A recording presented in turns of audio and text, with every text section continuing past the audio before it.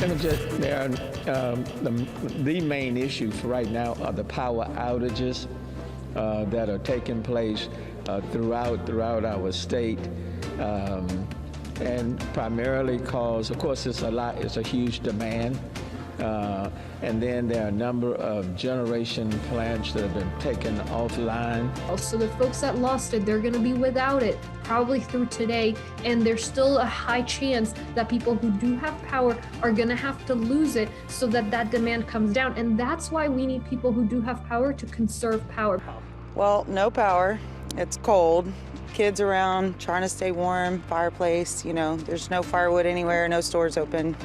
When this is over, we'll need to have a conversation, a serious conversation as to why we are where we are today.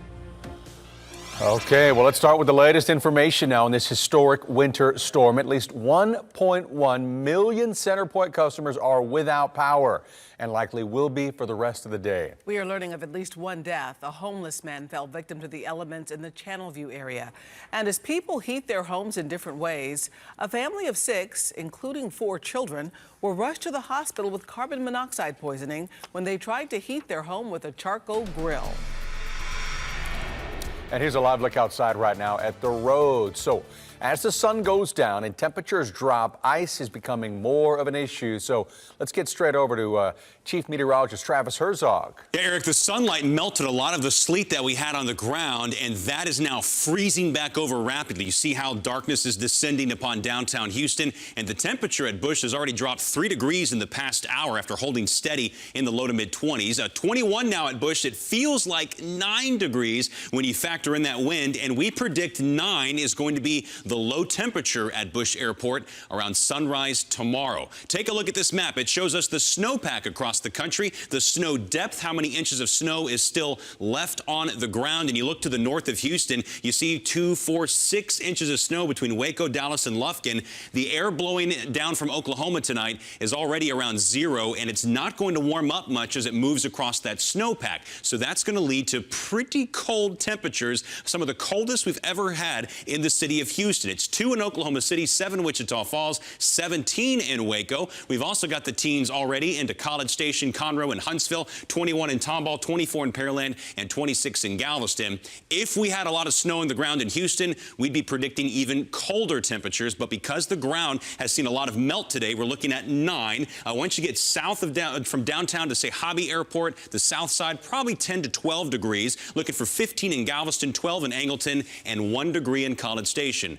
And we've got another winter storm on the way from San Antonio to Houston, Austin, Waco, Dallas, up into Arkansas, and parts of Louisiana. More freezing rain will be possible. I'll have a little more on that later on. Here's your timeline. This evening, the temperatures will fall through the teens. That black ice will continue to form on area roadways. All the moisture that got melted is going to refreeze. We're looking at a pipe-busting hard freeze for tonight into Tuesday morning, and then another winter storm, which starts at midnight on Wednesday. So all through Wednesday into Thursday morning. We'll time that out for you and show you those icy accumulations from the freezing rain coming up in your full forecast. All right, Travis, thank you. Well, the biggest issue right now is that millions of Texans are without power. The state's power grid experienced a system-wide failure this morning.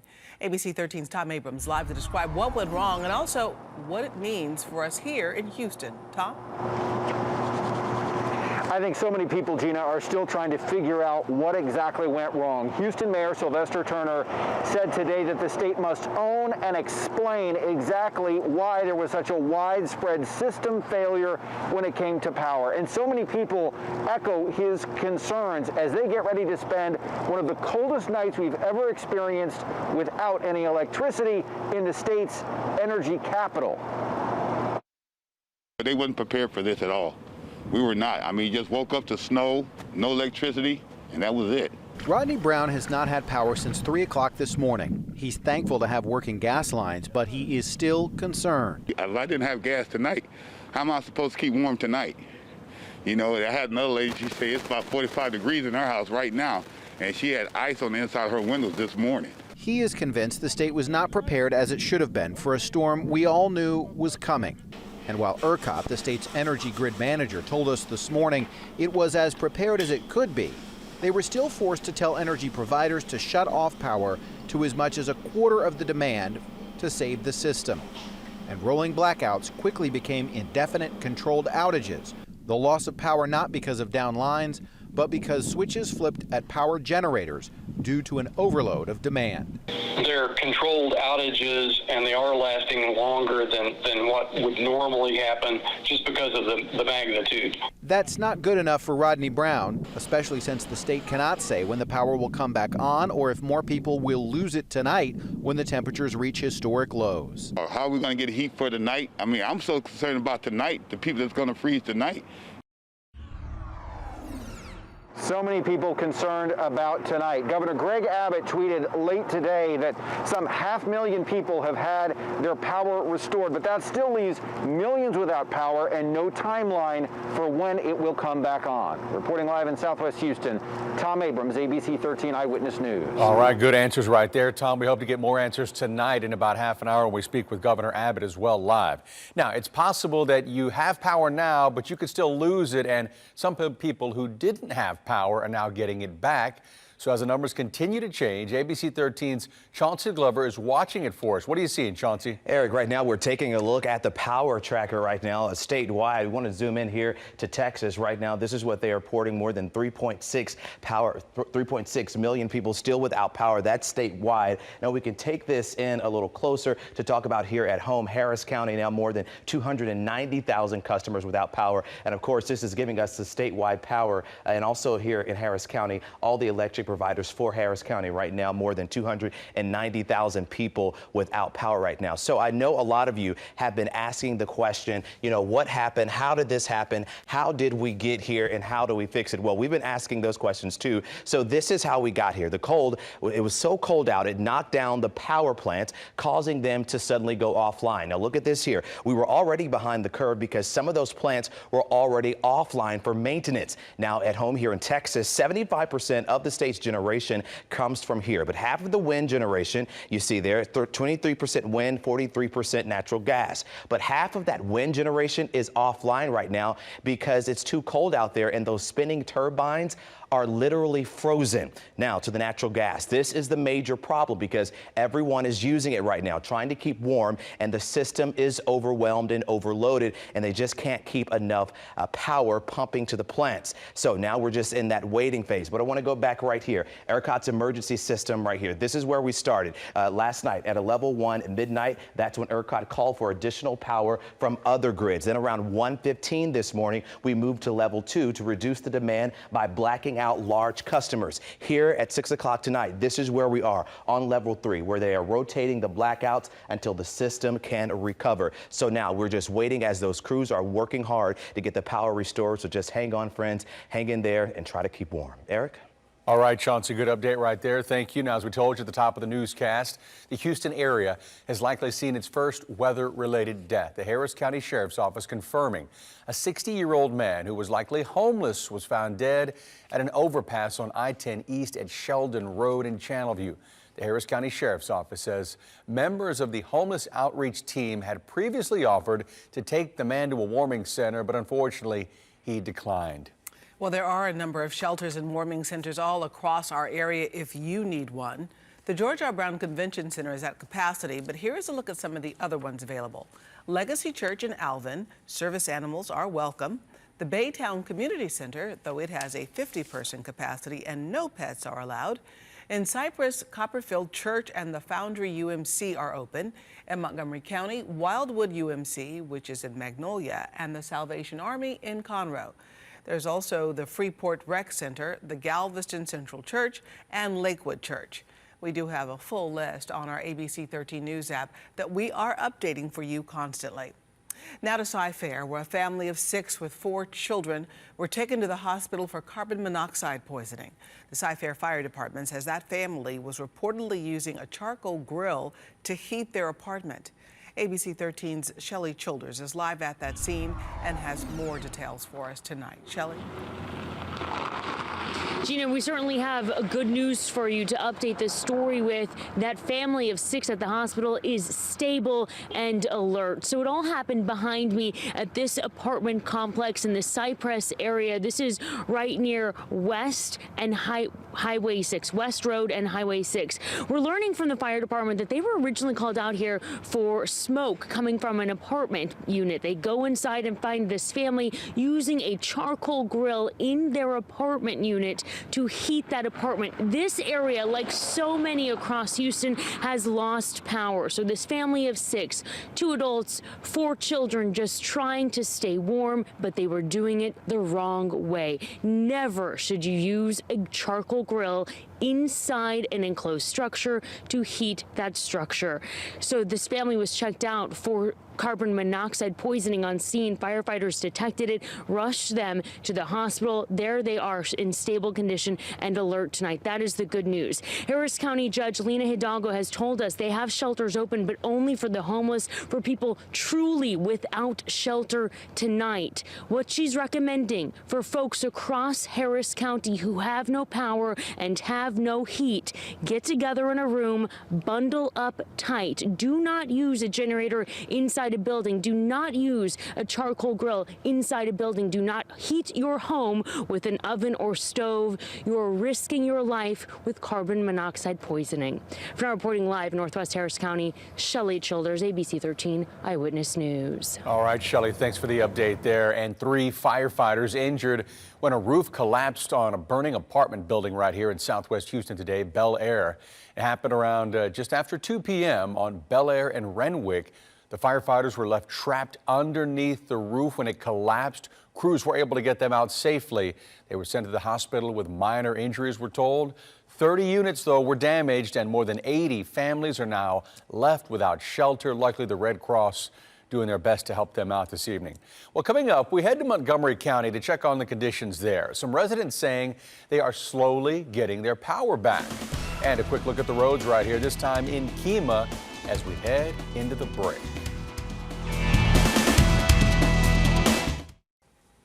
North of Houston in Montgomery County, residents have been experiencing massive power outages since overnight. Yeah, bit of good news right here. Some power, we're being told, is beginning to turn back on. ABC 13's Ted Oberg joins us live in Roman Forest with conditions there. Ted? Hey, Eric and Gina. Yeah, you can see the gas station behind me has its power on. South of here in Splendora, a couple of people have power on, but north of here in New Caney and Cleveland, they don't. In the Woodlands, they do. It's spotty. It is coming back on. That has been the kind of day here in the Woodlands. Yeah, absolutely. Curtis Wilson was doing exactly what we want all of our neighbors to do in the midst of an historic winter storm, helping his 95-year-old neighbor. Just called me, she had no power or anything, and problems with the other water heater, with the other lines and everything. So. And now, how's she doing? Oh, she's doing good. Her power was coming back on mid-afternoon. Curtis's was too. In the Woodlands, where power is slowly being restored, neighbors were keeping an eye on temperatures in the attic. A good thing to do, since water pipes up there can freeze even if your house is warmer. It's not dangerously cold, but it's certainly not comfortable. No, I'm a little worried about the 31 degrees in the attic because the pipes up there and all that. Montgomery County's power comes from Entergy, a different company and a different grid than most of the Houston area. At midday, 185,000 Entergy customers were in the dark. By late afternoon, about 40,000 of those had been restored, and Entergy says everyone could be on tonight. At an incredibly busy gas station off the East Tex Freeway, grabbing more gas for thirsty generators was high on the to-do list. Blaming someone for the outages was a don't, at least for Robert Pollard. You can't really blame nobody for it. This is Texas. We're not used to this kind of cold weather. None of us are prepared for the cold weather stuff. And while few of us may have been prepared for the temperatures and lack of electricity in this historic cold, birthday girl Shelby Barton knew exactly how to handle it. Shelby turned 9 today, and this was the greatest gift ever. How awesome is that? Really awesome. Tell me what you did today.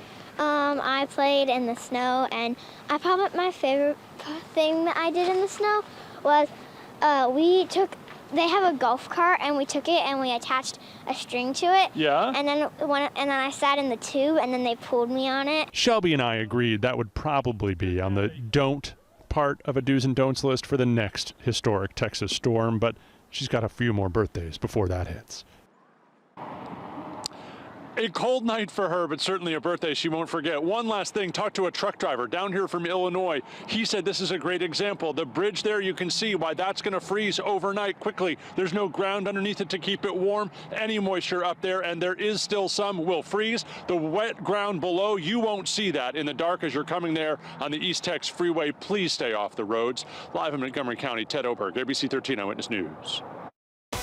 Now, AccuWeather with 13 Eyewitness News Chief Meteorologist Travis Herzog. Great to see summer getting their power back, but the black ice will come quickly, so it's time to get off those roadways as single-digit temperatures are on the way overnight. We've got a hard freeze warning in effect and a wind chill warning in effect as well. And I want to let you know that we do have another winter storm on the way. We've been talking about this the last few days, and now we have a winter storm warning in effect from San Antonio down I-10 into Houston, northward through East Texas into parts of Oklahoma, Louisiana, and Arkansas. And this time, instead of a sleet snow transition, this looks like a rain, freezing rain type event. And so we're expecting our coastal counties to dodge the freezing rain. It's going to be a cold rain on Wednesday morning. But as this Arctic air is starting to leave, a wave of moisture goes over the top of it, and it's going to be falling through a layer of air that will be below freezing. So it's rain about 50 degrees coming down, but when it hits that freezing layer, it starts to cool, and it could leave a glaze on many surfaces. The farther north you go, the worse this is going to be, and I'll show you the ice cast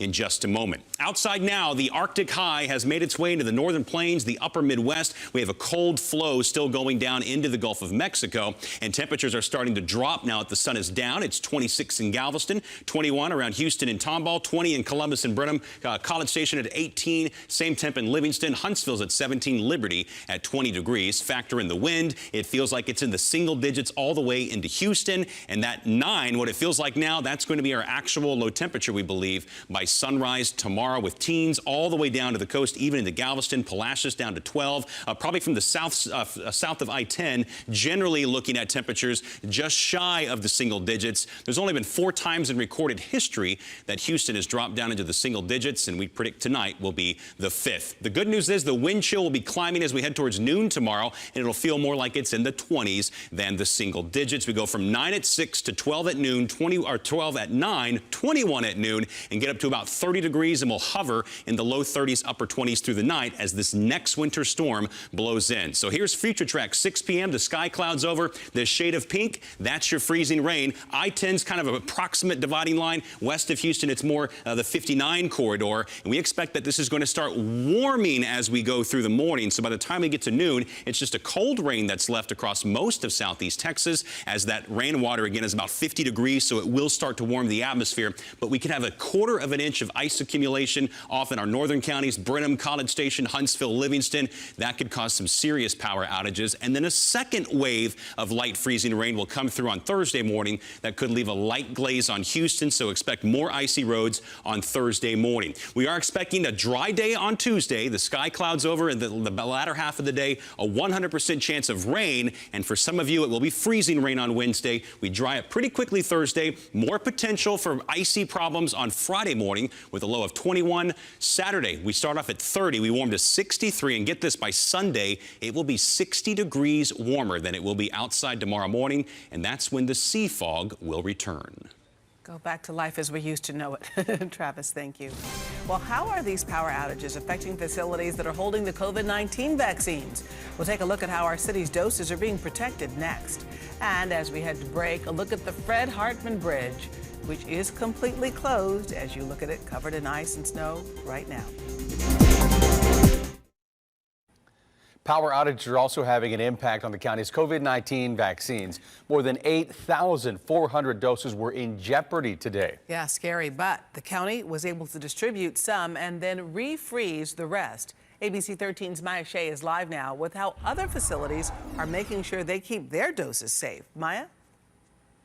Yeah, it is a challenge throughout our area, right? So just how we have access to power, and our doses of these vaccines that require refrigeration really had an impact today. We want to show you some of the scenes that's going on that we're used to seeing, which is, of course, drive-through vaccinations and things like that. Unfortunately, none of that's happening. Almost every location that we know of, pharmacies, hospitals, and public health providers have canceled their vaccines, whether it's drive-through, walk-up, or going inside a building until at least Tuesday because of the winter weather. The most dire situation, though, came up overnight when the county's building, the health building at the West Loop, actually lost power, and they were really worried about 8,000 doses of vaccine, so they scrambled to distribute them quickly. Want to show you a graphic of how the distribution was done quickly this morning.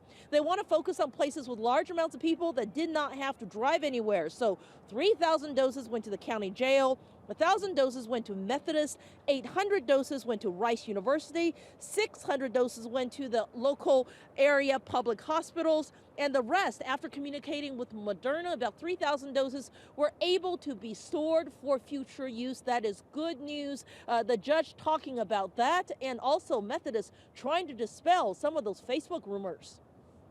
And they gave us updated guidance specific to us that the vaccine supply we thought we were going to lose in a few hours, we could actually re-refrigerate and administer later to our wait list. Somehow a Facebook rumor that we had lost 84,000 vaccines from our freezer and needed to get those vaccines out. That is indeed not true. We only have Pfizer vaccines in our freezer. These were Moderna vaccines from the county.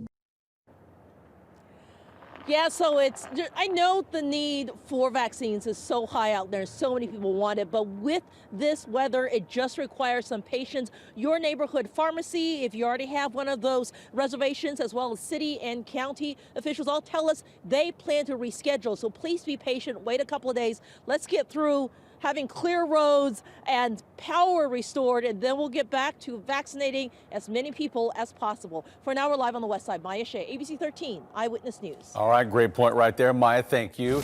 Let's give a look at the Houston roads as well. What roads are open, really, though, and which ones are closed right after the break. And as we head to break, let's take another look at the weather, this time in this picturesque drone footage here of League City.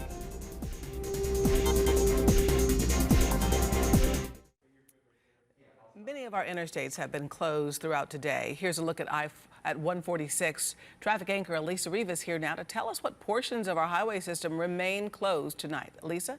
There's too many to go through the entire list, but let me give you an idea of what's happening out there. The North Freeway southbound at Greens, we've got traffic being funneled off. Of course, a lot of this is happening due to ice reforming out on the roadways. Let me give you a look, too, towards Sugar Land on our maps. Closed in both directions, US 59, the Southwest Freeway.